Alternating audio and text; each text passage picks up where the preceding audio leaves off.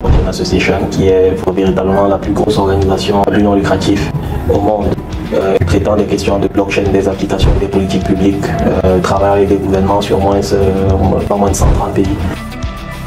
En entrepreneuriat, rassure-toi que tu auras la capacité d'exister. Parce que exister, c'est pas seulement respirer, c'est également continuer de montrer ce qu'il faut pour avancer. Je suis extrêmement satisfait de l'écosystème blockchain africain aujourd'hui parce que comparé à il y a 6-7 ans, quand on y entrait, voilà, c'était pas très structuré, c'était trop d'éducation à faire. Il y avait une mauvaise interprétation de la blockchain par les régulateurs, notamment les régulateurs financiers, banques centrales. Voilà, donc aujourd'hui, il y a une meilleure compréhension. Et je vois une meilleure appréhension de la technologie pour développer des solutions tierces dans d'autres domaines comme l'éducation, le real estate, tout ce qui est immobilier, tout ce qui est gestion des patrimoines fonciers. Aujourd'hui, on voit des cadres juridiques qui sont déjà sur la table de signature dans quelques pays, le Kenya, dans le Nigeria par exemple, vient de lancer une task force afin de travailler sur la loi blockchain. Entreprendre en Afrique peut parfois être très intimidant. Et pour ceux qui s'y aventurent, il faut absolument avoir des repères afin de pouvoir avancer. Aujourd'hui, nous avons l'immense honneur et le plaisir d'accueillir sur cette chaîne un entrepreneur dans l'âme, le genre de personne qui inspire et pousse à toujours rêver plus grand et surtout à passer massivement à l'action. Il s'appelle Armand Ngueti. Il est entre autres le président fondateur de la BAC, la Blockchain Association of Cameroon, également le président Afrique de la GBA, la Government Blockchain Association, en plus de sa casquette de CEO d'une entreprise technologique qui opère au Cameroun, en Afrique et dans le monde. Armand Ngueti, bonsoir et bienvenue sur la chaîne. Bonsoir, merci beaucoup de m'accueillir sur cette chaîne. C'est un plaisir exceptionnel d'être ici aujourd'hui et de partager ma modeste expérience avec vos auditeurs, téléspectateurs et internautes. Super, merci d'avoir accepté l'invitation. Ma première question, qui est Armand Ngueti en tes propres termes et également comment est-ce que tu as pu avoir autant de succès dans divers secteurs d'activité en Afrique? Oui, la question elle est fondamentale. Voilà, de me qualifier comme entrepreneur, c'est faire un feedback avec une humilité certaine sur ce qu'a représenté mon très jeune parcours jusqu'à ce moment.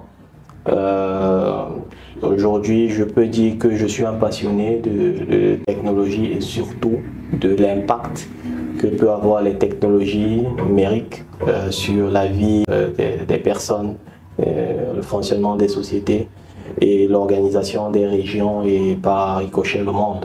Je viens d'un parcours assez atypique entre l'exposition aux ordinateurs et autres appareils numériques très jeunes.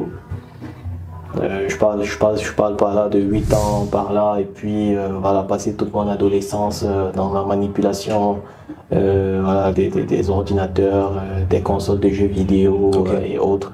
Et puis après, voilà, je suis choqué positivement quand l'Internet arrive. L'Internet, je me souviens quand à l'époque, on convertissait les lignes traditionnelles de communication par téléphone pour les transformer en Internet à travers un procédé voilà, assez spécial. Et puis l'Internet arrivait sur les ordinateurs très faible débit à l'époque. Je passe par là des années 99-2000.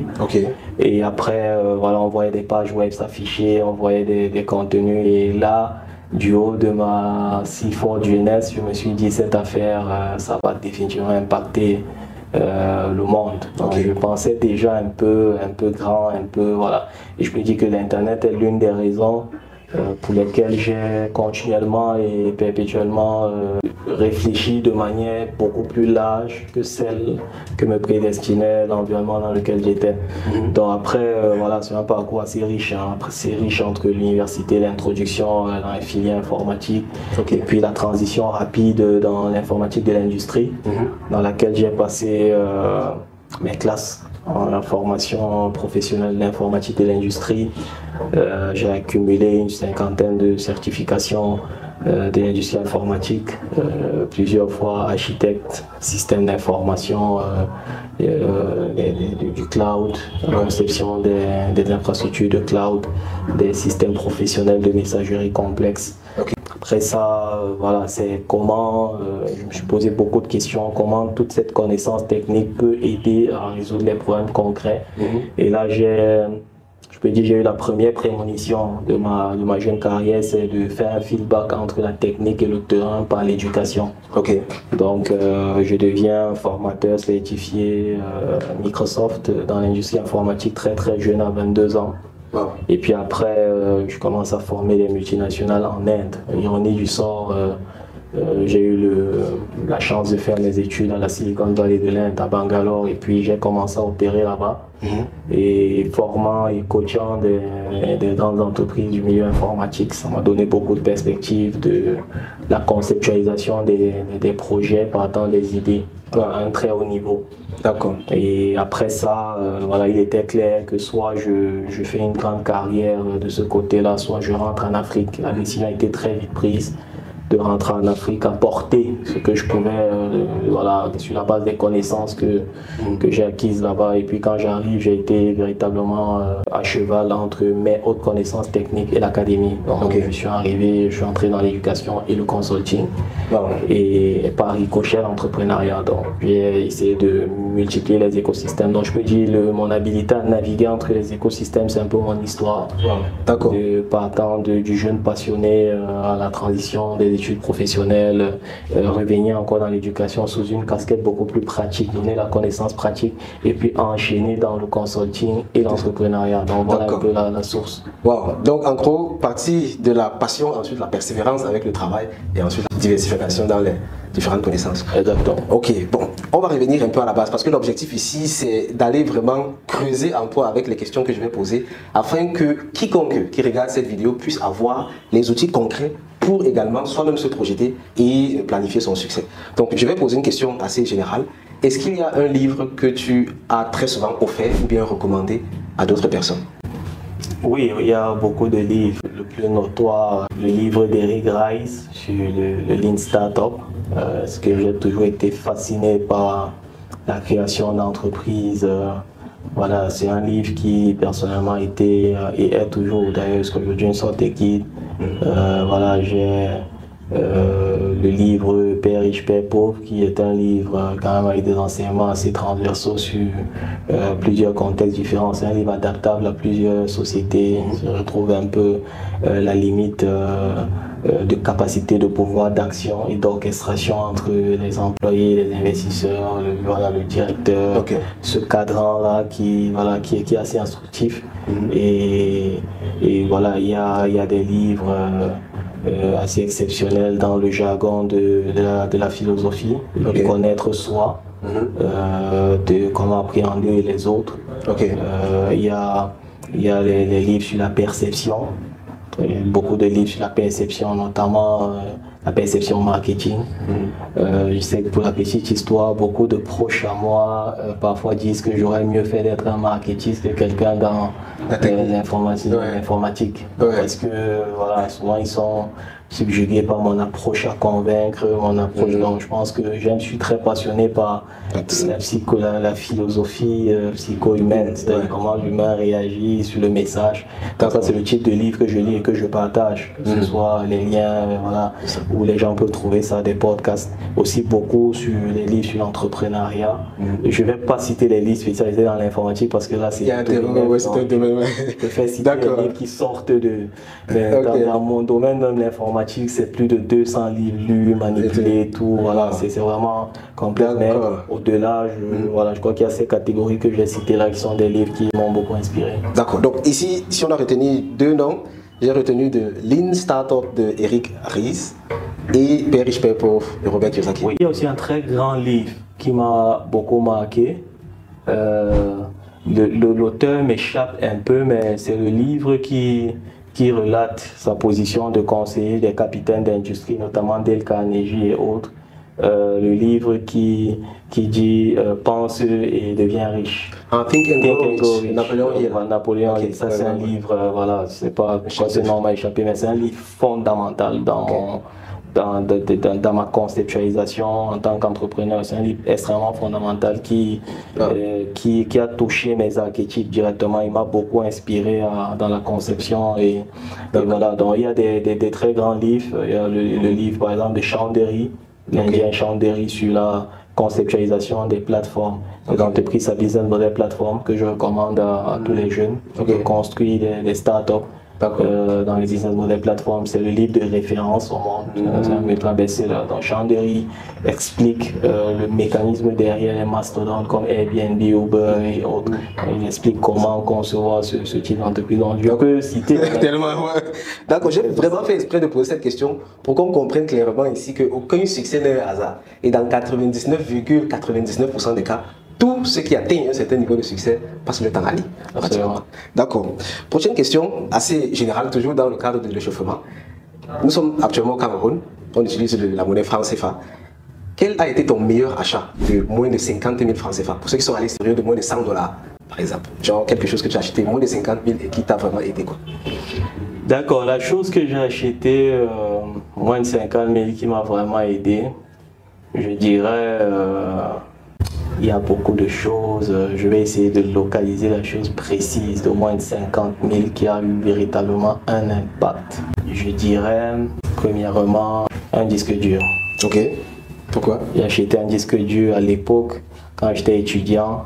Il fallait stocker énormément de données de cours, de vidéos, avec des know-how sur des trucs spécifiques.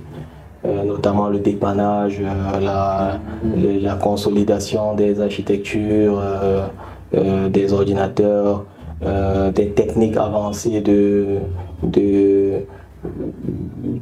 pen testing. Le terme est technique, mais en français très simple, c'est pénétration des systèmes. Parce que j'ai commencé à me faire de l'argent un peu très jeune, fin lycée, début université, parce que je faisais des petits boulots sur la base de compétences. Et ces compétences, très généralement, il y a des aptitudes qui venaient de manière innée, il y a d'autres aptitudes qui venaient avec la pratique et l'observation de ce qui est fait, et la reproduction. D'accord. Et ce disque dur me permettait effectivement de stocker les informations et à temps souhaité avec le laptop d'accéder à ces informations. Parce que ça, il faut le dire, les laptops de l'époque avaient des capacités de stockage extrêmement limitées. C'était pas comme les laptops d'aujourd'hui. Avec 1 Tera et tout ça. Voilà, donc les laptops de l'époque, c'était extrêmement limité, juste suffisant pour installer le système. Donc il fallait un mécanisme pour pouvoir accéder à ces données. Et je rappelle, c'était un disque du externe. Donc tu rafistolais un peu, tu adaptais, tu sors un câble, tu piques, et puis ça permettait de stocker énormément d'informations utiles dans lesquelles il y avait des livres, des vidéos, de step by step, voilà. Et puis moi-même, j'enregistrais mes propres vidéos, je pouvais stocker ça à l'intérieur. Et je crois que pour comprendre pourquoi ce truc est extrêmement important dans mon parcours, la personne qui m'a exposé à l'informatique de l'industrie m'a rencontré sur la base de mes compétences.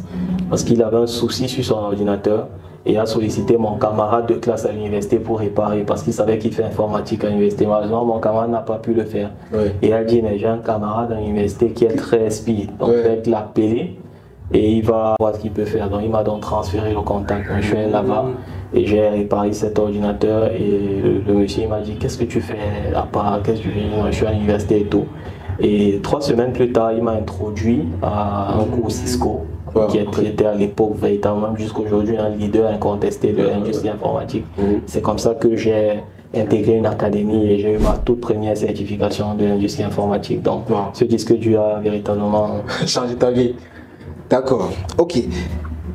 Sur ce parcours, j'imagine qu'il y a eu beaucoup d'échecs, beaucoup de challenges. Quel prétendu échec s'est révélé plus tard être plutôt une préparation pour le succès? Absolument. Les échecs sont le moteur soit de la déchéance totale, soit de l'apprentissage et de la route vers l'excellence, à mon avis, à mon humble avis. Je crois que dans mon cas, les échecs ont été un moteur. L'échec le plus patent pour moi, c'est, je peux dire, l'incapacité d'avoir pu monter une entreprise étant étudiant. Ok. Donc aujourd'hui, par les efforts des pouvoirs publics, il y a des concepts comme l'étudiant entrepreneur. Ça n'existait pas à notre époque.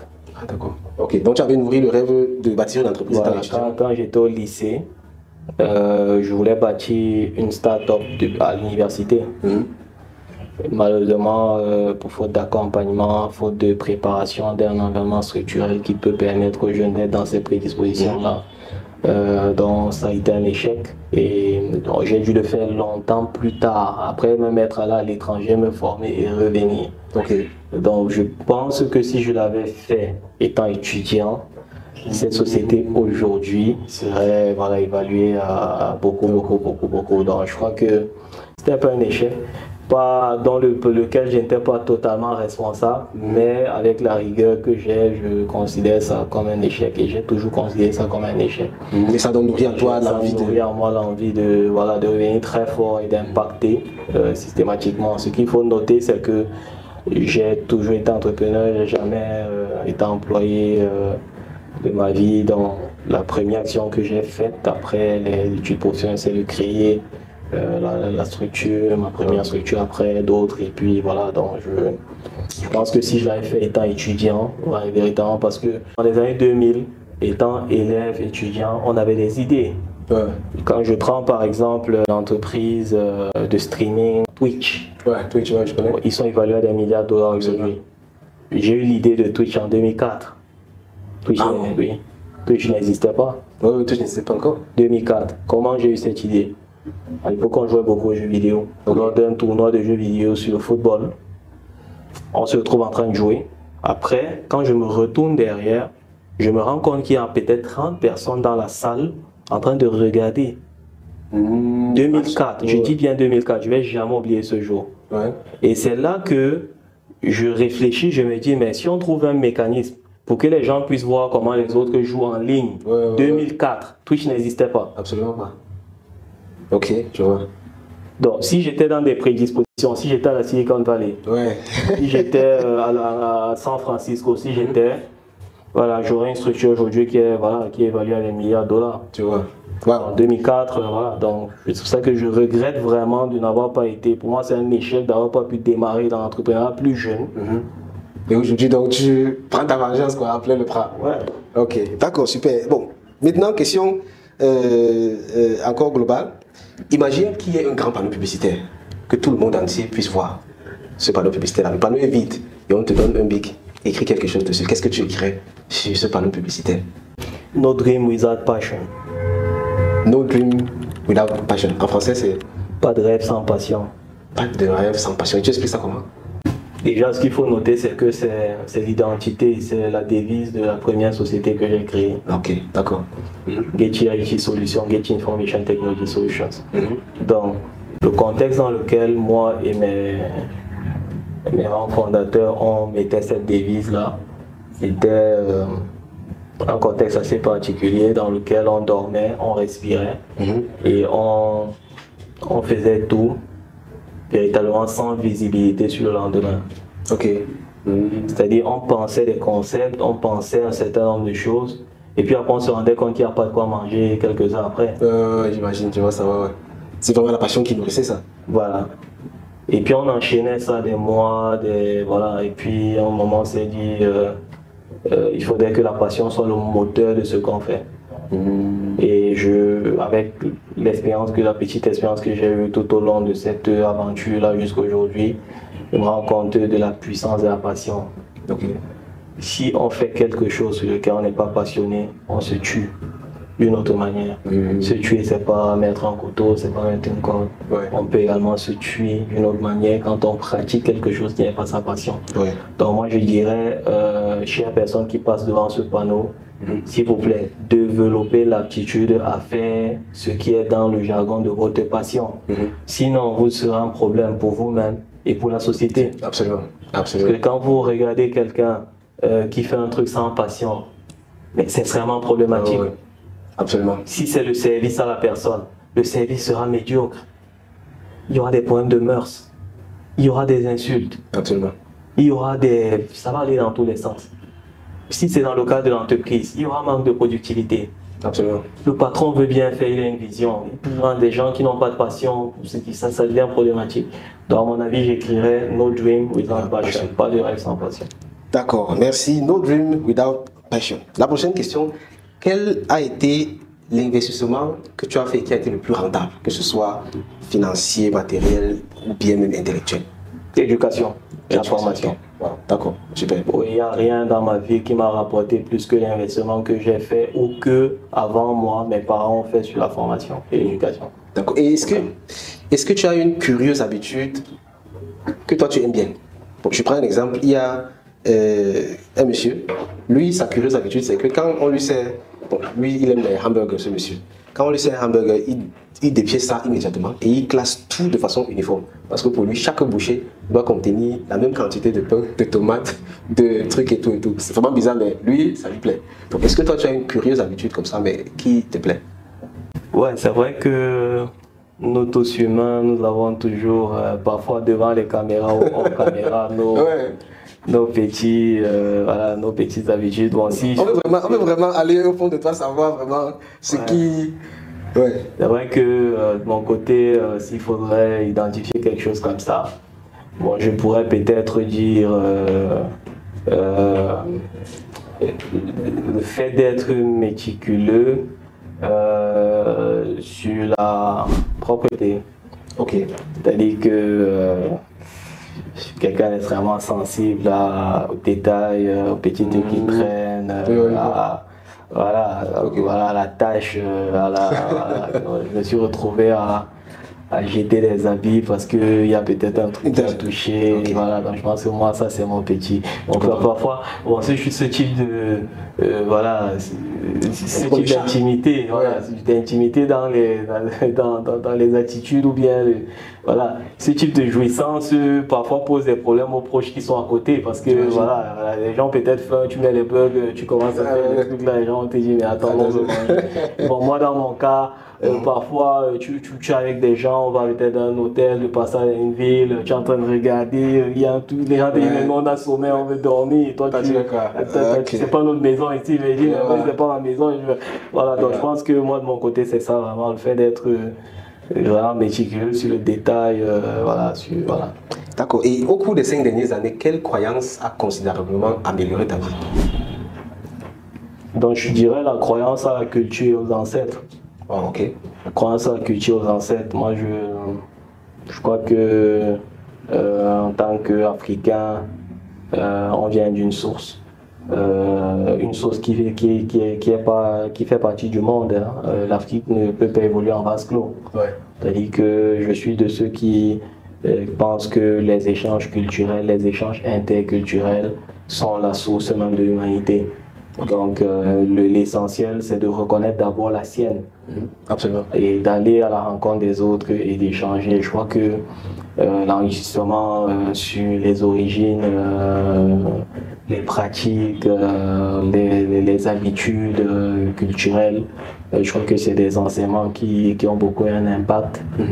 Également les enseignements tout simplement philosophiques. Il y a 14-15 ans, quand j'étais lycéen, peut-être plus quand j'étais lycéen, j'étais pas le prototype du bon élève sur les filières littérales, voilà, purement littérales comme la philosophie. Mais aujourd'hui, je comprends que je n'étais pas encore peut-être dans des prédispositions pour être exposé à ça, ou bien, voilà. Mais aujourd'hui, je suis beaucoup plus. Je pense que je suis meilleur élève de la philosophie aujourd'hui que par le passé. J'étais encore étudiant ou élève, donc je pratique beaucoup les enseignements philosophiques. Qui donne une meilleure perception de l'humain, que ce soit dans sa constituante ou bien dans ses rapports avec la société. D'accord, ok. Une autre question. Un jeune Africain qui nourrit des rêves d'entrepreneuriat en Afrique, il veut entreprendre et vraiment grandir, quel conseil lui donnerais-tu? Exister.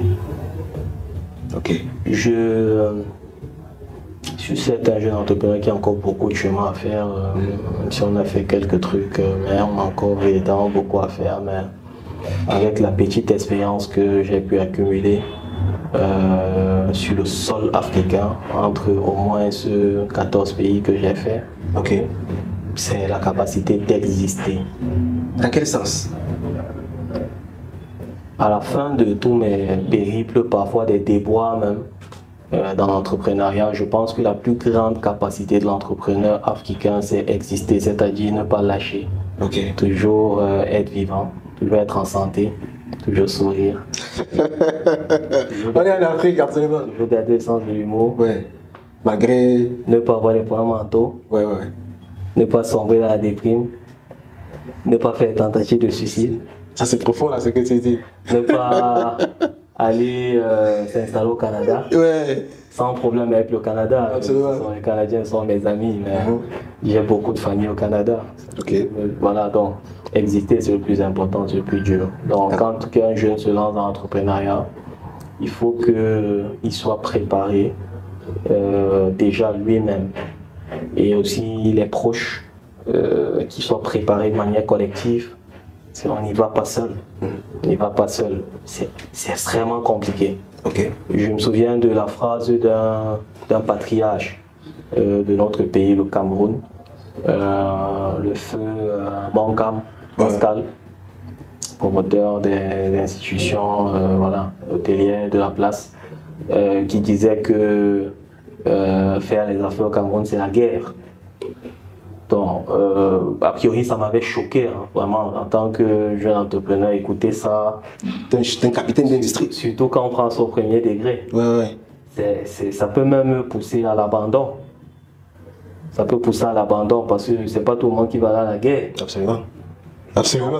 Voilà, donc, mais maintenant, avec le recul, voilà. Il avait certes sa manière de s'exprimer, mais bon, avec le recul intellectuel, on se rend compte que c'était juste une manière de préparer ce qu'il écoutait à ce que peut représenter le développement des affaires. Donc, c'est pas facile, donc c'est exister. Peut-être après exister.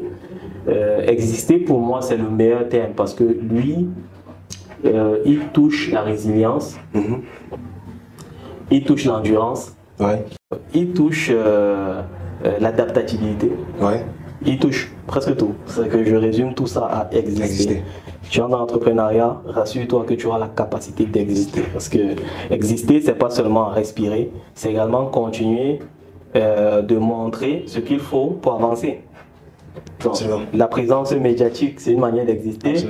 La présence sur le marché sur lequel tu opères, c'est une manière d'exister. Tu peux exister, tu manges, tu dors bien. Peut-être parce que tu es héritier, mais l'entrepreneur n'avance plus parce que tu as plus la capacité d'exister sur les éléments qui permettent au business de se développer. Donc, exister véritablement pour moi, c'est la clé. D'accord. Et dans tes secteurs d'activité clés, ICT, blockchain et tout ce qui tourne autour, quelles sont les mauvaises recommandations que tu entends très souvent?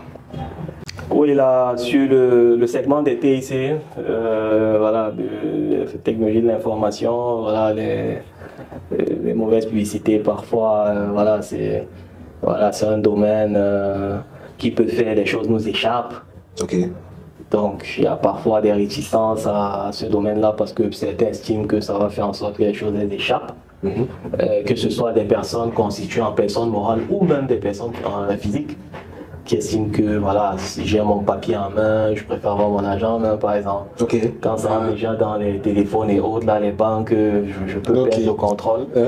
Donc sur l'industrie du numérique, il y a ça. Bon, il y a aussi voilà, il y a le fait que ce soit quelque chose dont on peut perdre le contrôle. Il y a parfois des réticences sur ce domaine parce que les gens disent que tôt ou tard, voilà, on peut perdre le contrôle de ça. Toujours dans ce domaine, il y a des gens qui estiment que c'est un domaine qui fait que ceux qui le maîtrisent sont super puissants. Bon, parfois dans certains cas ça peut être vrai, dans d'autres cas ça peut être discutable, mais voilà, c'est les perceptions que les gens ont, hein, parfois ils en font de mauvaises publicités. Toujours l'industrie du numérique, ce que j'ai déjà entendu, voilà, c'est que c'est un domaine qui fait par exemple qu'on ne voit plus son enfant. C'est côté parents. Les parents disent que des enfants qui sont dans l'étude des ordinateurs, là, on ne les voit plus, on n'a plus accès à eux. C'est comme s'ils se déshumanisent. C'est comme s'ils n'ont plus de sensibilité. Parce que l'enfant passe en moyenne sur 24 18 heures devant son PC. Il ne sait plus qu'il faut se rassembler avec les autres, parfois manger même. Il vient plus. Voilà, donc beaucoup de parents voilà, disent que ce domaine-là peut éloigner les enfants de... Voilà, bon, il y a aussi des perceptions positives, hein, voilà, il y a des gens qui pensent qu'il y a trop d'argent dans ce domaine. Ça aussi, ça peut être voilà, relatif.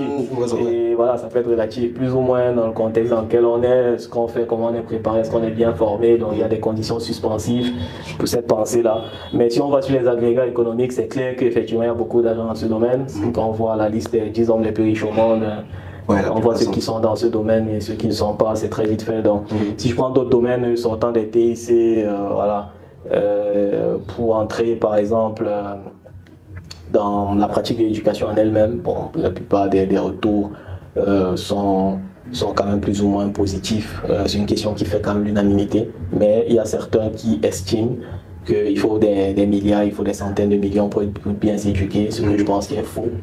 Parce qu'avec l'explosion de l'Internet, je pense que les gens sont un peu plus paresseux aujourd'hui à ne pas aller chercher à avoir quelque chose parce qu'il y a une prolifération par exemple des cours gratuits en ligne.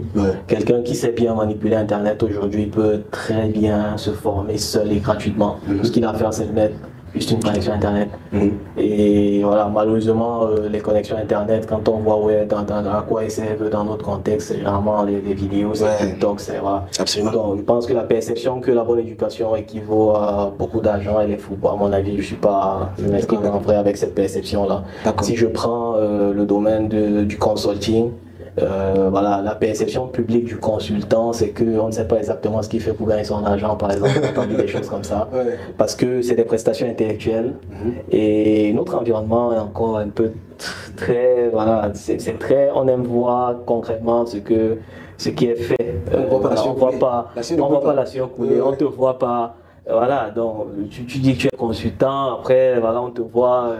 Tu dis quand tu as payé une facture de temps, on dit qu'est-ce que tu as fait exactement. Donc pour les gens, c'est de la sorcellerie.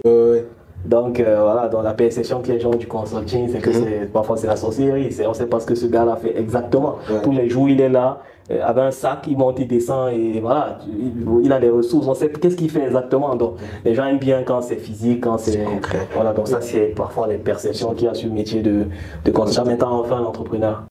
L'entrepreneur. La perception, les perceptions qui m'ont beaucoup interpellé sur l'entrepreneur, c'est le gars là dit qu'il travaille encore là. On va entendre le nom d'un ministère. Voilà. Un poste.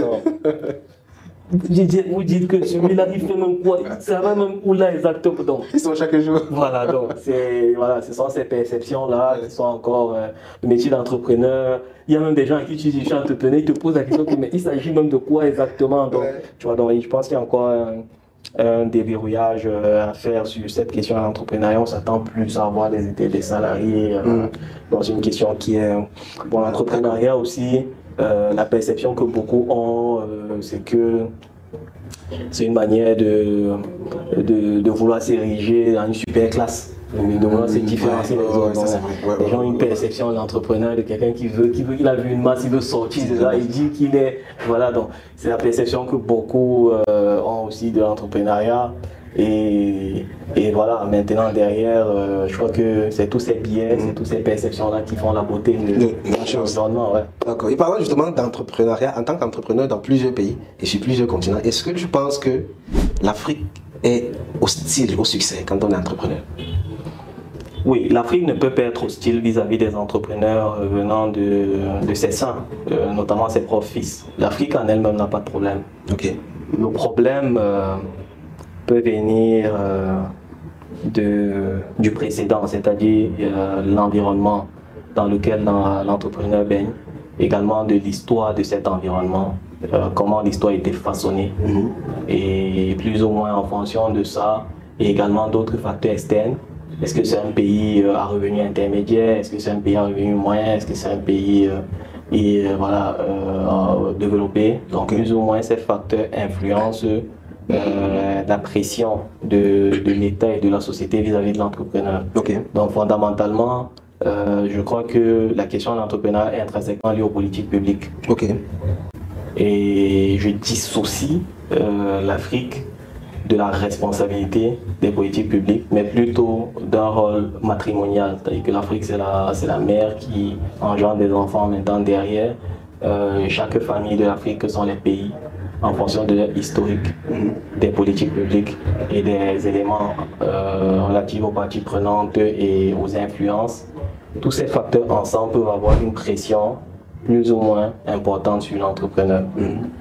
Et je sors par là en expliquant la nécessité de l'entrepreneur à développer des compétences au-dessus de la moyenne pour être prêt à naviguer sur la base de tous ces facteurs-là qui ont une pression sur lui. Okay. C'est ça même véritablement le mérite de l'entrepreneur, c'est de pouvoir faire abstraction de toutes ces pressions-là qui peuvent venir de toute nature et de continuer à exister. Ouais, on revient encore sur... De continuer à exister jusqu'au point de faire l'impact. L'impact qui est le point de rupture, et après le point de rupture, voilà, la routine, l'amélioration continue et autres. D'accord. Maintenant, on a beaucoup de personnes qui nous suivent depuis l'étranger, l'Europe, l'Amérique et tout, la diaspora encore. Toi, étant de la diaspora également, qu'est-ce que tu penses du rôle de la diaspora sur l'échiquier entrepreneurial en Afrique? Et le deuxième volet, est-ce qu'en tant qu'Africain de la diaspora, il faut essentiellement rentrer en Afrique pour avoir un réel impact? Déjà, je tiens à saluer la diaspora parce que à un moment de sa vie, être à des milliers de kilomètres de sa terre natale, de ses amis d'enfance, des mets de nourriture qu'on aime si bien. Faut pas charmer les gens dans la vie. Voilà, quand on est loin de ça, et c'est pas facile. Que ce soit pour les études, que ce soit pour le beaux-arts, que ce soit pour voilà, des séjours plus ou moins professionnels, de longue durée ou courte durée, on est toujours dans le manque de sa terre natale et de tous ses plaisirs.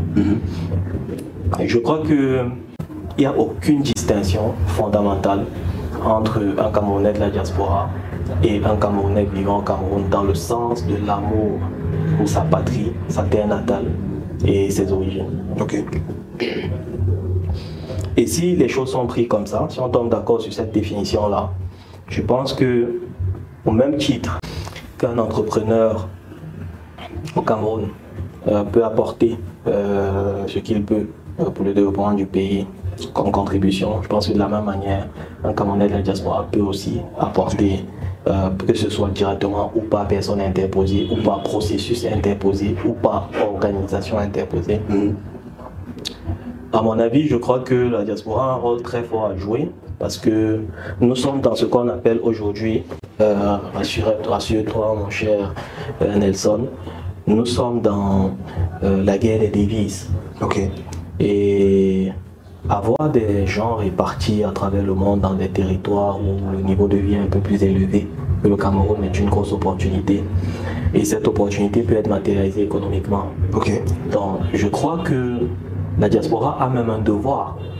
La diaspora a un devoir économique, parce que de par les forces en présence et le lieu où ils se situent, au moment de l'évaluation de ces forces, ils sont dans une posture d'accompagnement potentiel de l'économie du Cameroun.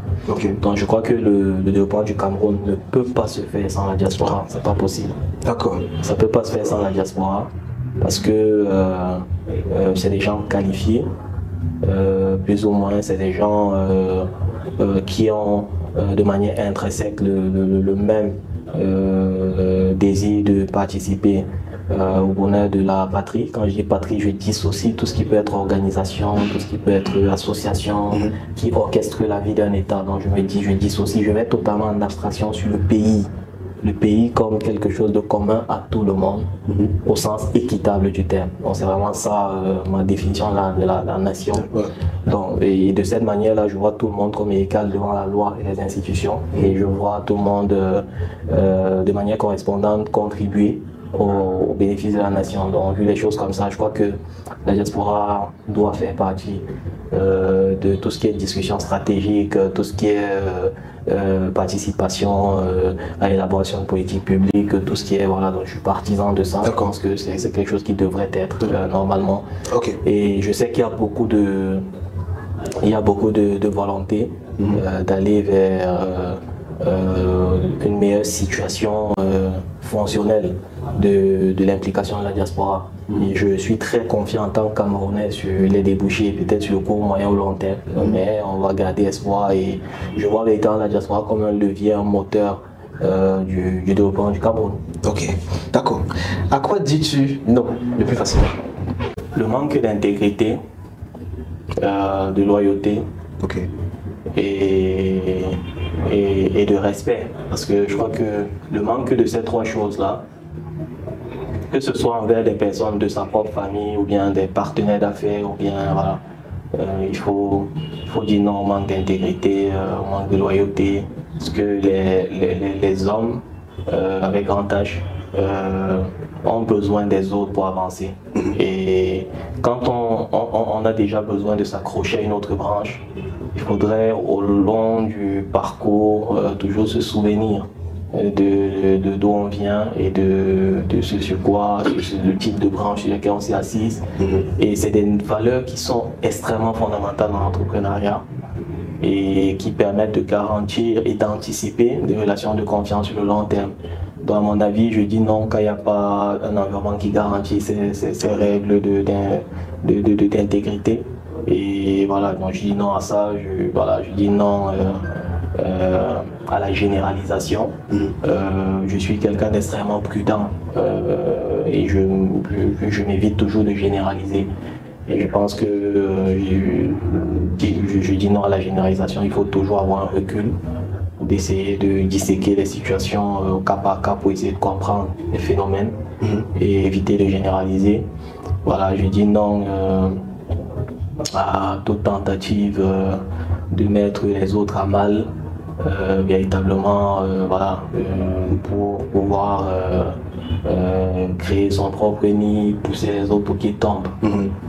Je crois que il faut un minimum d'environnement qui garantisse quand même la justice, parce que je dis non au manque de justice, parce que la justice est un élément fondamental qui permet de sortir du gré à gré, mais d'instaurer un environnement sain qui garantit que chacun peut être protégé de manière équitable par un instrument. Donc, je dis non à l'injustice. ok. Voilà, je dis non au manque de patriotisme, parce que le référentiel dans la mondialisation, c'est d'où on vient. Si on entre dans la mondialisation sans savoir d'où on vient, sans savoir qu'on vient du Cameroun, voilà, c'est être comme une sorte d'enfant sans père. C'est être perdu. Parce que quand moi j'ai eu la chance d'aller dans beaucoup de pays africains à un très haut niveau, échanger avec des ministres, des conseils spéciaux et autres. Et systématiquement, quand j'ai parlé d'un nouveau concept, les questions qui me revenaient systématiquement, c'est si j'ai fait ça dans mon pays. Ok. Systématique. Donc si vous vous rendez compte que là, imaginez que vous n'avez pas le sens de la patrie, que vous n'avez pas, mais là vous êtes perdu totalement. Ça crée une dissonance cognitive. Vous êtes perdu. Et le seul moyen, si vous n'êtes pas patriote, le seul moyen c'est de faire semblant. Et là vous vous exposez déjà. Ça peut marcher 1, 2 ans, la troisième année on va vous démasquer. Absolument. Absolument. Voilà. D'accord. Ok, et j'imagine bien qu'en tant qu'entrepreneur, sur le parcours, ce n'est pas toujours facile. Et des fois, on se sent fatigué, on se sent submergé. On se demande même des fois, mais qui m'a envoyé là-dedans? Quand tu te retrouves dans cette situation, tu es fatigué, tu as l'impression de vouloir abandonner, qu'est-ce que tu fais? J'ai un mentor à moi, le docteur Tafou, peut-être qu'il va nous regarder, très probablement, parce qu'il est très passionné par ce que je fais. Il m'avait exposé à un concept qui s'appelle la solitude de l'entrepreneur. Ok, ok. Je le dis avec des mots, mais dans la pratique, c'est quelque chose d'extrêmement difficile à gérer. Et ça attaque la capacité de survivre, de vivre. Ok. Parce que quand tout va mal, vous allez systématiquement vous retrouver seul. Ouais. Quand tout va mal. Ouais, c'est vrai. Et là, vous allez vous souvenir, pour ceux qui ont eu des mentors comme le mien, voilà, parmi les mentors comme le mien, donc vous allez vous souvenir de la solitude entrepreneuriale. Parce que vous serez seul, il n'y aura pas deux personnes. Pour certains, même leurs femmes les abandonnent. J'ai pas de problème avec les femmes, hein, mais c'est des situations qui peuvent arriver. Il y a même des femmes entrepreneurs, les hommes peuvent abandonner. Donc c'est vraiment réciproque. Donc, vous êtes seul face à voilà, plusieurs situations qui arrivent. Donc, c'est inévitable. Donc, comment surmonter ça? Déjà, la première chose à très probablement reconnaître, c'est que quand on est seul, ou bien dans la solitude entrepreneuriale, on est toujours tenté à tort de penser ce que les autres pensent. Et là, ça va dans tous les sens. Oui, une spirale, la spirale commence à t'observer. Ça va dans tous les sens. Ouais. Parfois, tu veux sortir acheter du pain, tu te dis, les gars du quartier, ils sont là-bas, ils vont dire au gars qui disait qu'il est entrepreneur là, c'est à quel niveau? Ouais. Alors que c'est le film de ta tête. Voilà, donc, et je pense qu'il faut éviter totalement de penser à ce que les gens pensent, surtout ce que les gens pensent de négatif. Pour sa santé mentale, il faut éviter d'aller vers ce côté-là. Et il faut développer une confiance absolue en soi. Il faut se dire, je ne suis pas né pour échouer. Jusqu'à présent, je n'ai jamais échoué. Même si j'ai échoué avant le projet sur lequel je suis, je transforme dans mon esprit cet échec en victoire. Absolument. Donc, toujours répéter ce cycle-là. J'ai jamais échoué. L'échec que j'ai eu hier, c'était une victoire. Et là, je ne peux pas échouer cette fois-ci. Être dans cet état d'esprit. Aussi, il ne faut jamais arrêter de faire une action. Parce que quand les choses deviennent difficiles et tu arrêtes de faire des actions, tu t'enfonces. Parce que si c'est dur, tu ne vas plus travailler, tu ne crées plus de valeur, tu ne fais plus de réunions, tu t'enfonces. Absolument. Si c'est dur, tu ne lâches pas, tu continues, les gens n'ont plus les salaires, ils ne viennent même plus. Tu viens au bureau, tu continues à travailler, tu demandes qui est disponible pour travailler en ligne depuis la maison, parce que là on ne peut pas garantir le taxi. Tu continues, tu vas trouver un à la maison, tu dis travaillons, je viens vers toi, on va travailler. Crois-moi sur parole. Quand c'est dur, il faut renforcer les liens avec les personnes qui soutiennent l'initiative entrepreneuriale. C'est quand c'est dur qu'il faut le plus investir à être proche d'eux et à être sincère. Donc, je pense que ça, c'est des recettes que je peux partager sur la gestion des moments difficiles parce que le moment difficile est inévitable. Et d'ailleurs, c'est l'élément qui, très généralement, permet à l'entrepreneur soit d'être résilient, de sortir de ça, soit véritablement de fermer. Je crois que c'est l'une des raisons qui peut expliquer le taux très élevé de start-up qui ferment après. Voilà. Et là, je peux absolument témoigner. Très souvent, en tant qu'entrepreneur également, j'ai été au bord de l'abandon et dans tes paroles, j'ai retrouvé vraiment ce qui m'a sauvé. Continue de faire des actions parce qu'une seule action peut carrément te sortir. Absolument. Ouais. D'accord. Donc, Armand Guety, aujourd'hui, tu comptes parmi les acteurs les plus influents de l'écosystème crypto et blockchain au Cameroun et même en Afrique. Tu as fondé la BAC, la Blockchain Association of Cameroon. C'est quoi la BAC concrètement et comment est-ce que ça peut aider les Africains? La Blockchain Association of Cameroon est une organisation faîtière œuvrant dans la promotion, la sensibilisation, l'accompagnement, les relations avec les pouvoirs publics. Tout ceci autour de la blockchain, ses applications, ses usages dérivés. Okay. Et également les technologies qui tournent autour de la blockchain, comme l'intelligence artificielle. Donc ce que nous faisons, c'est que nous avons une approche qui touche d'un côté la capacité d'orchestrer des projets qui transforment le quotidien des populations et la vie des entreprises. De l'autre côté, nous travaillons avec les pouvoirs publics dans l'accompagnement à l'élaboration, à la compréhension même de la technologie d'abord, à l'élaboration ensuite des cadres de loi et autres textes et autres approches. Et puis après, le secteur privé, notamment les partenaires, les associations partenaires dans la formation, la sensibilisation sur le terrain, la prise en main de comment construire la technologie, de comment la développer et de comment faire en sorte que les gens gagnent des compétences qui leur permettra de trouver des emplois dans cette industrie à milliards de dollars qu'est la blockchain. Donc c'est ça notre rôle de manière générale. Et est-ce que la BAC est ouverte à tout le monde? Si oui, comment faire pour adhérer? Oui, la Blockchain Association of Cameroon, elle est ouverte à tous les Camerounais et par extension la diaspora et même des personnes non camerounaises. Elle est ouverte et adhérer, c'est sur le site web et également sur les réseaux sociaux, notamment LinkedIn, il y a des formulaires et elle s'adresse aux particuliers et aux entreprises. Ce qu'il faut noter, c'est que c'est une organisation designée de manière à produire de la connaissance. Ok. Donc c'est une organisation à deux caractéristiques, production de connaissances. Donc ceux qui y viennent s'engagent à produire de la connaissance et deuxièmement les projets. C'est une organisation basée sur projet. Ok. Donc il faut un projet pour venir et derrière nous orchestrons un ensemble de ressources pour accompagner les projets et également produire de la connaissance.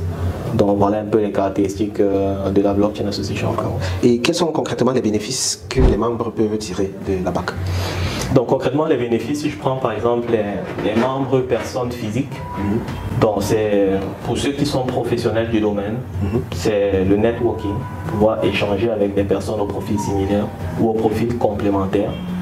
Si je prends le cas des membres individuels qui ne sont pas forcément des professionnels du domaine, ça a l'opportunité de se former, l'opportunité de comprendre des niches. C'est l'opportunité d'anticiper dans quelle mesure les connaissances interpersonnelles dans des domaines autres que ce qu'on a fait à l'école peut permettre d'envisager de nouvelles carrières, de nouveaux débouchés. Pour les chercheurs, c'est l'opportunité d'accélérer les recherches. Parce que, étant dans un environnement de collecte de données continuelle, si je prends le contexte des entreprises, le cas des entreprises, voilà, c'est l'opportunité de comprendre la dynamique du marché, de voir l'innovation est en train de partir. Une organisation qui est membre peut apporter un projet et de l'autre côté des membres accompagnent ce projet. Si je prends le cas toujours des entreprises, une entreprise peut utiliser la plateforme pour augmenter la fiabilité de ses business process. C'est-à-dire qu'ils ont déjà peut-être une vision en interne d'intégrer la blockchain et peut-être il leur manque voilà, cet accompagnement. Voilà, donc ils peuvent venir comme membres. Et étant membres, ils vont bénéficier de l'accompagnement, de la présence des membres et puis ils pourront recruter des consultants à l'intérieur de l'organisation. Donc voilà un peu quelques avantages non exhaustifs. D'accord. Et au-delà de tout ça, comment se porte l'écosystème crypto et blockchain au Cameroun en particulier et en Afrique en général? Est-ce que les États et les gouvernements sont favorables à ça? Bon, sur la première variante de la question, je pense que, et d'ailleurs je suis extrêmement satisfait de l'écosystème blockchain africain aujourd'hui parce que comparé à il y a 6-7 ans, quand on y entrait, voilà, c'était pas très structuré, c'était trop d'éducation à faire, il fallait beaucoup convaincre, il y avait beaucoup d'amalgame et de confusion entre les crypto-monnaies et la blockchain. Il y avait une mauvaise interprétation de la blockchain par les régulateurs, notamment les régulateurs financiers, les banques centrales. Voilà, donc aujourd'hui il y a une meilleure compréhension. Je vois une industrie qui a évolué dans le sens de la diversification des usages du protocole qu'est la blockchain au-delà de la simple utilisation sur les actifs financiers. Et je vois une meilleure appréhension de la technologie pour développer des solutions tierces dans d'autres domaines comme l'éducation, le real estate, tout ce qui est immobilier, tout ce qui est gestion des patrimoines fonciers, tout ce qui est sécurité, tout ce qui est traçabilité de données. Et tout ce qui est traçabilité de biens et services, donc je vois beaucoup plus d'usages. Et aujourd'hui, on voit des cadres juridiques qui sont déjà sur la table de signature dans quelques pays, le Kenya, dans le Nigeria par exemple, qui vient de lancer une task force afin de travailler sur la loi blockchain. Nous, à notre niveau au Cameroun, nous avons le draft de la stratégie nationale blockchain à l'association. Et d'ailleurs, j'utilise la plateforme pour appeler les uns et les autres à rejoindre des associations axées sur la production d'informations. Nous autres, nous sommes très bons quand il faut faire des tontines, quand il faut faire voilà, des réunions du quartier, mais pas très bons quand il faut travailler dans des structures à but non lucratif, mais pour la production de la connaissance commune. Là, c'est extrêmement compliqué voilà, de voir des Camerounais, dont j'appelle les Camerounais d'ici et de la diaspora, à venir travailler dans une organisation de production de connaissances communes. Nous avons le draft de la stratégie nationale blockchain à proposer à l'État et nous n'avons pas la prétention de pouvoir maîtriser tous les tenants et aboutissants du contenu. Donc nous souhaitons que les uns et les autres viennent, qu'on travaille dessus ensemble comme les autres le font ailleurs. Absolument. Nous voulons les avocats, nous voulons des professionnels des métiers, que ce soit la finance, les industries, que ce soit la normalisation, parce qu'il y a les normes et tout, pour tracer des produits commerciaux par exemple. Nous voulons des experts dans tout ce qui est biologie, parce qu'on peut tracer les vaccins, en microbiologie, est-ce qu'un vaccin qui quitte d'un point A à un point B, il est toujours fiable? Qu'est-ce que la blockchain peut faire en termes de capture de l'empreinte en temps réel de température, par exemple? On veut des experts de tous les domaines qui viennent et qu'ensemble on produise de la connaissance, qu'on produise cette stratégie et qu'on voit comment faire un lobby pour avoir un mot à dire du côté de l'hémicycle ou du Sénat ou d'autres chancelleries de notre pays. Donc j'appelle véritablement les experts de venir et de se dire qu'on peut aussi contribuer par sa propriété intellectuelle, par partager ce qu'on a comme intellect, pour que ça devienne quelque chose du domaine collectif. Donc l'association blockchain, c'est une propriété des Camerounais, c'est une association fêtière, c'est pas la propriété de quelqu'un. Donc la connaissance qui est produite, un chercheur camerounais en a besoin, il vient chercher cette information dans l'association. C'est pas la propriété de quelqu'un, c'est pour tous les Camerounais. Donc je profite de l'occasion pour appeler les uns et les autres à venir pour qu'on travaille sur cette stratégie nationale blockchain et qu'on aille la porter à Yaoundé très fort. Wow, super. D'accord. Et là maintenant, je vais revenir un peu sur les avantages que les différents acteurs ont attirés. Quelles sont les opportunités de la blockchain pour les États, pour les entreprises et pour les individus? Si on doit aller dans quelques cas concrets. Concrètement, l'État peut avoir quoi là-dedans? Les entreprises peuvent avoir quoi? Et les individus comme le citoyen lambda peuvent avoir quoi là-dedans? D'accord. Bon, au niveau des États, parce que je pense que c'est mieux de commencer par là. Quand on regarde les États, par exemple, notamment dans le profil du Cameroun, l'État aujourd'hui a la quête d'un meilleur environnement des affaires. Le meilleur environnement des affaires, c'est moins de corruption. Donc la blockchain aujourd'hui est un instrument qui, grâce à ses propriétés fondatrices, notamment l'immutabilité des données, la traçabilité des données, la protection des données et autres, peut garantir un environnement sans corruption. Pour aller par exemple dans un cas pratique, aujourd'hui, quand on voit une industrie comme par exemple le patrimoine foncier, Dieu seul sait par quel diable les gens se tuent à évoluer dans ce domaine-là. On peut acheter un terrain, demain on dit que le titre foncier n'était pas authentique. On peut voir 4 titres fonciers sur le même terrain. C'est extrêmement catastrophique quand le management du patrimoine foncier d'un pays arrive à ce niveau. Donc, parce que là, ça crée des problèmes sociaux, ça crée des problèmes de terre, ça crée des problèmes de corruption. Parce que quelqu'un qui sait que le titre foncier est authentique peut prendre de l'argent à une autre personne et dit qu'il n'est plus authentique. Absolument. Donc là, c'est extrêmement catastrophique. Et là, la blockchain peut résoudre ce type de problème-là avec son registre distribué immutable, simplement. Donc, on a des domaines comme quand on prend par exemple le cas des salaires, le nombre de salaires fictifs. Si les salaires sont écrits sur une blockchain, c'est terminé. Il ne peut plus avoir de salaire fictif. Mais là, ça pose un gros problème. Est-ce que les gens vont être d'accord avec ça? Bon, moi, je suis de la perspective de la bonne gouvernance. Maintenant, le questionnement des acteurs individuels, c'est pas de mon ressort. On est dans un état de droit. La justice est là. Si quelqu'un s'écarte de ses prérogatives, je pense qu'il y a une justice qui est là et qui fonctionne. D'accord. Ça, c'est pour les États. Maintenant, pour les entreprises? Voilà. Pour les entreprises, je crois que le champ est totalement illimité. Voilà, si on prend les entreprises à des degrés ou bien des catégories différentes, si on prend par exemple la PME, une PME, voilà, pour comprendre l'impact de la blockchain, il faut un peu questionner le quotidien et essayer de trouver une symétrie entre les objectifs dans un groupe de PME spécifiques. Si on prend par exemple comme objectif l'objectif financier, donc la PME veut augmenter son chiffre d'affaires par exemple. Donc aujourd'hui, augmenter le chiffre d'affaires, soit on vend plus cher en augmentant la production, on vend plus cher, ça c'est le must. Ça c'est vraiment le rêve de tout, mais c'est extrêmement difficile à faire. Donc si tu veux augmenter le prix et vendre plus, il faut augmenter la qualité. Absolument. Maintenant, si tu augmentes la qualité, il va falloir prouver que ta qualité est unique.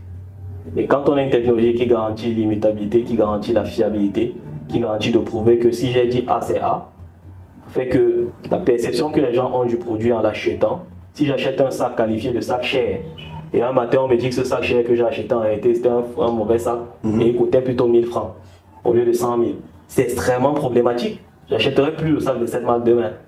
Donc les technologies d'immutabilité qui prouvent la source de l'origine à l'achat peut permettre aux entreprises de garantir et de mieux fiabiliser la marque. S'ils fiabilisent mieux la marque, Ils peuvent donc expliquer pourquoi l'augmentation de la qualité justifie aussi l'augmentation du prix. Et là, vendre plus. Et là, ça protège même également des contrefaçons. Ça, c'est un cas très pratique, utilisant mes autres aptitudes dans la stratégie et autres que j'ai su développer et que j'enseigne. Voilà, donc c'est des cas, voilà, par exemple. Maintenant, si je prends une autre PME dans notre profil, une PME qui veut baisser le prix et vendre plus. Donc ça, c'est un autre cas stratégique en hyper compétition. Tu baisses le prix, tu vends plus. Maintenant, si tu veux baisser le prix, tu vends plus. Ça veut dire que tu vas investir massivement sur le réseau de distribution. Absolument. Tout va se jouer sur la distribution et ta capacité à produire. Oui. Maintenant, si tu investis massivement dans la distribution, comment est-ce que tu gères les intermédiaires? Pour distribuer, tu vas pas, si tu veux produire plus, vendre plus, tu ne vas pas forcément tout faire dans les livraisons et toutes ces choses inhérentes à la chaîne de valeur toi-même. Comment tu gères tout ce réseau-là? Comment ces participants dans ton écosystème de bout en bout sont intégrés? Comment tu gères tout ça? Comment tu les certifies? S'il y a corruption dans ton mécanisme de distribution, si tu envoies un produit de Yaoundé à Garoua, et puis au milieu là, ça prend un autre distributeur introduit un autre produit, mais avec tes mêmes effigies, et ça continue, ça va empoisonner les gens. Comment tu gères tout ça? Dans la blockchain, grâce à sa capacité d'orchestrer de manière distribuée plusieurs nœuds sur un système qui peut plus ou moins avoir des propriétés de participation, j'entends par là le vote ou pas, ce système permet déjà d'identifier de manière immutable et puis de traquer les transactions. Quelqu'un ne va pas te dire qu'il a reçu un camion à 15h30 de X et demain il te dit qu'il a reçu le camion là plutôt à 16h. Maintenant, si tu as un système qui n'est pas capable de manière immutable de tracer tous ces trucs là, tu laisses des opportunités de corruption sur ta chaîne de distribution qui vont impacter ton objectif stratégique de vendre moins cher et de produire plus. Donc voilà, sans être exhaustif, comment de manière scientifique, on peut quantifier l'impact de la blockchain. Pour les entreprises, d'accord. Et maintenant pour les individus, est-ce qu'on peut avoir un ou deux cas pratiques également? Un citoyen lambda. Oui, bon, pour les individus, c'est le cas que j'aime le plus parce que je suis très passionné parce qu'il touche l'individu directement. Je vais prendre le cas par exemple de l'achat du médicament. Aujourd'hui, je vais reprendre par exemple le cas, je ne suis pas médecin, hein, je dis juste des trucs que j'ai entendus par-ci par-là, je ne suis pas médecin, je n'ai pas de diplôme en médecine. Mais ce que j'ai entendu par-ci par-là, c'est qu'une maladie comme le choléra, le choléra, c'est une des maladies les plus faciles à soigner. Ah bon, ok. C'est-à-dire que voilà, on te met une solution, tu la bois et puis voilà, plus ou moins te permet d'évacuer et de récupérer ton hydratation au fur et à mesure avec d'autres approches. Et c'est certes une maladie extrêmement facile à soigner, on voit juste un truc, mais c'est une maladie qui tue aussi très rapidement. Pourquoi? Parce que quand on fait une crise de choléra, à l'instant précis, si le dosage de la solution qu'on est censé boire n'est pas le dosage recommandé par le médecin, si on a dit 20 mg de je ne sais pas trop quoi, et dans cette solution à l'instant T, vous en buvez 5 mg, vous pouvez être milliardaire, vous pouvez être qui vous voulez, vous mourrez de choléra. Quelque chose qui se soigne à quelques milliers de francs. Maintenant, qu'est-ce qui me prouve, même quand j'achète un médicament dans une pharmacie, que ce truc vient exactement du laboratoire qui est mentionné dessus et que ce laboratoire a appliqué les règles sur lesquelles il s'est engagé vis-à-vis des autorités internationales et nationales sur la composition du médicament, sur ses ingrédients et sur les molécules qui sont supposées être celles qui sont affichées dans la notice. Compliqué. La blockchain permet de bout en bout de certifier à la source, à l'usine, composition et tout, par l'institution qui s'est engagée à protéger les vies et qui sera responsable. S'il y a quelque chose qui se passe, elle sera responsable. Donc c'est protégé là-bas avec la blockchain. Et puis un schéma de traçabilité de bout en bout. Quand j'achète mon médicament à la pharmacie, je pointe mon téléphone dessus, je scanne, le scan m'amène dans la blockchain, bout en bout, qui va jusqu'au fabricant. Sur mon téléphone portable, je peux voir l'usine en question, sa position géographique, la composition qui est dans le médicament, ce qui cette fois-ci n'est plus ce que je vois sur le carton, mais ce qui est sur le système sécurisé de bout en bout sur une blockchain par le fabricant lui-même en personne. Je vois la composition, je vois, et il me certifie que le médicament vient de sa source. Et puis derrière, quand j'achète ce médicament, je peux le boire sachant que les 20 grammes de molécules que le médecin m'a prescrit, le fabricant a confirmé effectivement que c'est les 20 grammes à l'intérieur. Voilà comment la blockchain peut impacter de manière pratique la vie d'un citoyen. Wow. D'accord. Et à côté de ça, j'imagine qu'il y a beaucoup d'autres opportunités pour les individus également. Et la question que je vais poser ici, c'est une question assez générale. Est-ce que tout le monde, tous les individus peuvent réellement avoir accès aux opportunités, aux avantages de la blockchain? Est-ce que c'est possible? Oui, absolument. Comme j'ai pris le cas des médicaments, tout le monde est assujetti aux problèmes de santé. Donc voilà, les problèmes de santé publique sont sans discrimination de sexe, de couleur, voilà. Donc elles touchent tout le monde. Mais au-delà de ça, il y a également un élément extrêmement important après, c'est la santé et la finance. Voilà, quand on travaille, il faut avoir des revenus, il faut savoir investir ses revenus, il faut savoir préparer la retraite. Voilà, donc la blockchain peut permettre aux gens qui sont à la quête d'une certaine liberté financière de pouvoir avoir des options, mais à condition d'être extrêmement prudent et de se former au préalable. Parce qu'il faut l'éducation financière, comme son nom l'indique, éducation. Donc il y a une certaine éducation, il faut être formé, il faut être coaché par des personnes qui ont le profil pour le faire. Et je crois que la finance également, c'est un domaine méga public qui est adressé au large public vraiment, qui puisse permettre aux uns aux autres de pouvoir utiliser les bienfaits de cette technologie-là. Au-delà de ça, il y a les usages étatiques. Les États, si elles appréhendent la blockchain, peuvent orienter les services publics vers des services qui tournent sur des blockchains et puis là faire bénéficier à une échelle beaucoup plus importante des bienfaits de ce que la blockchain peut apporter. Qu'on prend par exemple les faux diplômes. Faux diplômes, et dans une société, il faut que les gens soient qualifiés de faire ce qu'ils font. Donc il faut des diplômes qui attestent que les gens ont des compétences. Donc on a par exemple des usages qui puissent toucher la masse directement. Voilà. Donc je crois que sans être véritablement conservateur, je crois qu'il y a énormément d'autres possibilités, mais fondamentalement la santé, la finance, c'est vraiment le building block. C'est le building block. Maintenant au-dessus, voilà, c'est un protocole très ouvert, ça peut aller dans tous les sens et impacter la vie des citoyens et des personnes. D'accord, super, merci. J'ai également lu quelque part que tu es le premier Africain à être homologué auditeur dans le programme Blockchain Maturity Model. C'est quoi ce programme et comment est-ce que ça peut impacter la vie des personnes? Le Blockchain Maturity Model, ou bien le modèle de maturité blockchain en français, c'est une initiative, ça il faut le dire, conjointe entre les Nations Unies et la Government Blockchain Association, qui est véritablement la plus grosse organisation à but non lucratif au monde, traitant des questions de blockchain, des applications et des politiques publiques, travaillant avec des gouvernements sur pas moins de 130 pays.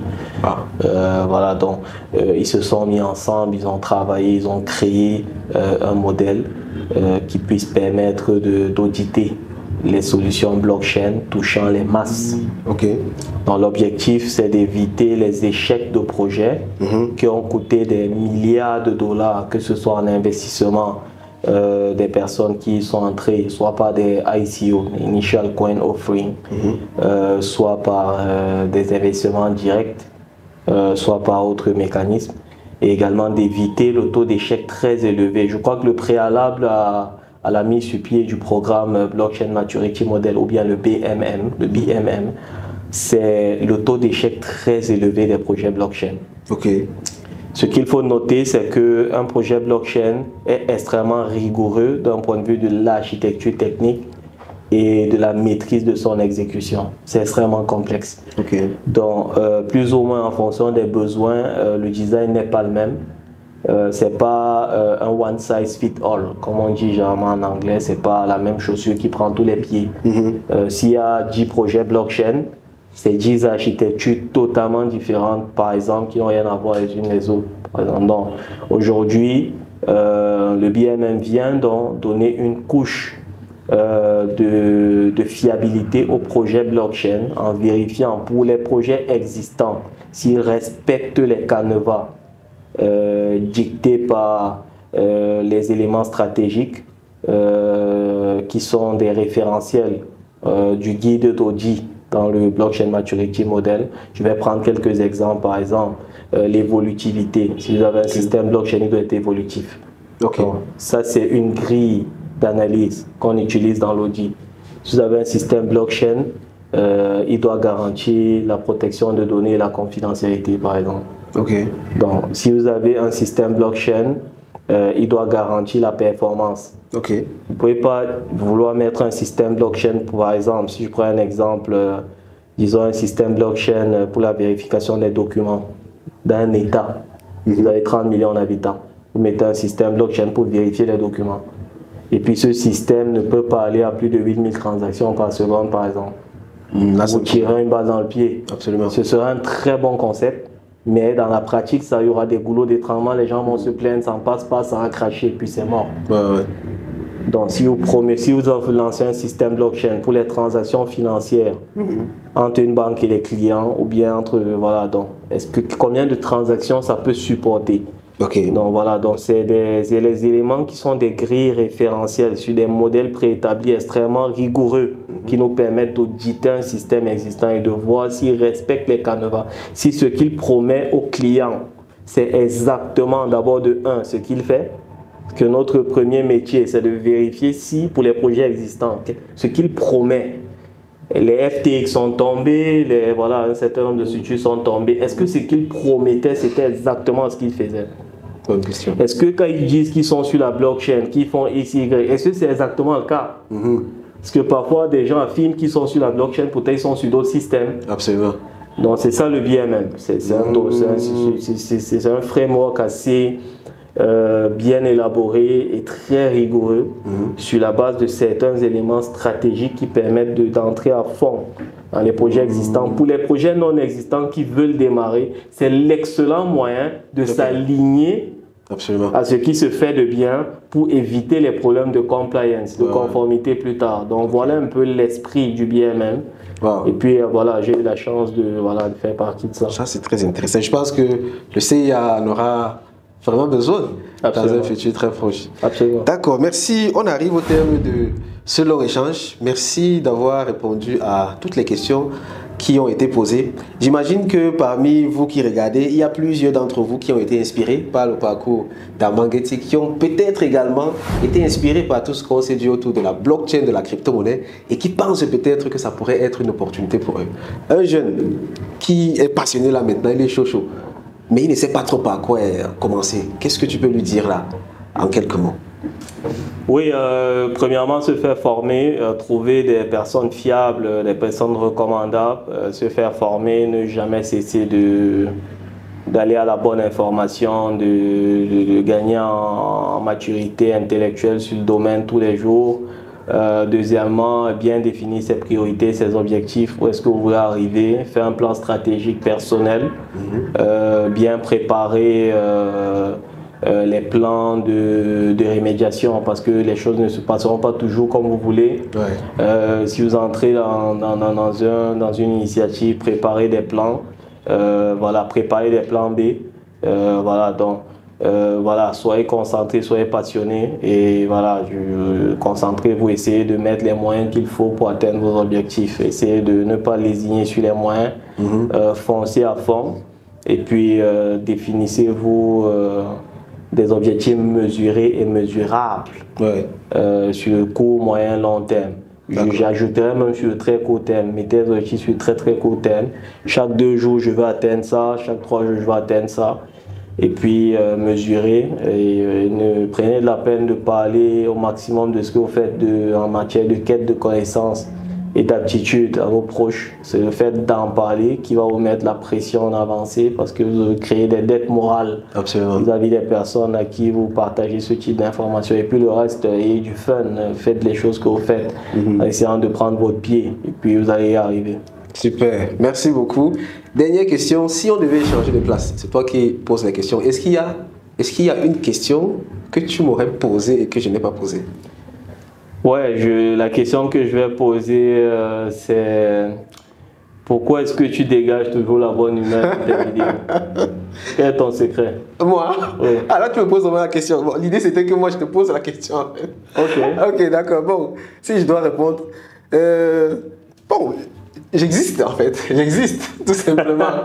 Et moi j'aime la vie, c'est vrai, c'est parfois compliqué, mais j'adore la vie et vraiment, pour moi, il faut en profiter à fond. On n'a qu'une seule vie, on ne sait pas ce qui vient après, donc on donne le maximum. Et toi également, comment est-ce que tu fais pour rester toujours au top et dégager toujours autant de confiance et continuer d'avancer? Je pense que la réponse à cette question, c'est l'idéal que je me suis défini. C'est un idéal d'être au service, de laisser une trace et d'utiliser chaque jour comme un jour qui puisse permettre de laisser une trace dans l'histoire, ce qu'on aurait pu faire. Et vu les choses comme ça, chaque jour quand je me lève, c'est un privilège de pouvoir continuer dans cette œuvre-là jusqu'au jour où je n'aurai plus les capacités. Et je m'estime heureux de faire ça et de continuer à pousser le bouchon le plus loin possible jusqu'au jour où j'aurai plus ces capacités. Wow, super. D'accord. Merci beaucoup. Un mot de la fin? Bon, comme mot de la fin, je vais juste remercier l'équipe CIA à travers son leader que tu représentes de m'avoir invité ici. C'est un privilège que j'accepte et que je mémorise. Je vais également vous souhaiter bon vent dans le bon travail et de recevoir toujours des personnes qui puissent éclairer la lanterne. Moi, je serai scotché à voir les prochains aussi pour m'inspirer. Et je vais également vous continuer à vous donner mon soutien dans l'accompagnement des jeunes. J'ai vu beaucoup de jeunes dans votre équipe quand je suis arrivé, ça me rassure. Et voilà, je vous souhaite bon vent dans l'accompagnement, l'encadrement de ces jeunes-là et voilà, de trouver toujours des voies et moyens, de ne pas lésigner sur les moyens quand vous recrutez, encadrez, formez et perfectionnez vos collaborateurs, surtout les plus jeunes qui en ont vraiment besoin. Super. Merci beaucoup Armand Guetsi. Et à toi également, merci de nous avoir écoutés. J'espère que tu as grandement et profondément été impacté par toute l'expérience que Armand Guetsi a partagée avec nous. Moi, personnellement, j'en ai beaucoup appris. Et je t'assure, le secret, du moins, de la petite expérience que j'ai pu apprendre, c'est qu'on ne crée rien, on ne recrée rien. Il faut simplement s'inspirer des personnes qui ont déjà réalisé ce que toi, tu veux réaliser. Et ça va te permettre d'aller 5 fois, 10 fois plus vite. Donc, on dit tous une fois de plus merci à Armand Guetsi d'avoir répondu à toutes nos questions. Et à toi, je dis à la prochaine dans une autre vidéo. Au revoir camarades. Bye bye.